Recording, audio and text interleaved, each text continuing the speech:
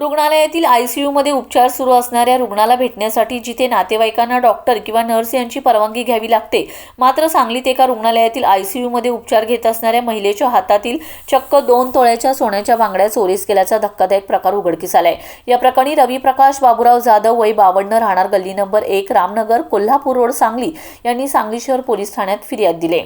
फिर्यादी यांच्या आई रेखा बाबूराव जाधव या आजारी असल्याने त्यांना सांगलीत सिव्हिल हॉस्पिटल रोडवरील डॉक्टर आशिष मगदूम यांच्या क्रांती हॉस्पिटलमध्ये उपचारासाठी दाखल केले।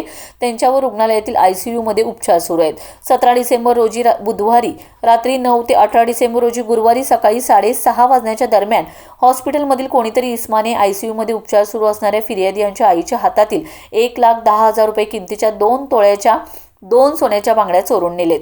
चोरीचा प्रकार उघडकीस आला असता रुग्णालयात एकच खळबळ उडाले। या प्रकरणी फिर्यादीने प्रथम बहुतेक रुग्णालयातील सर्वांना विचारणा केली, मात्र निष्पन्न काही झालं नाही। अखेर फिर्यादी यांनी सांगली शहर पोलीस ठाणे गाठून शुक्रवार रात्री 8:15 वाजण्याच्या सुमारास तक्रार दिली।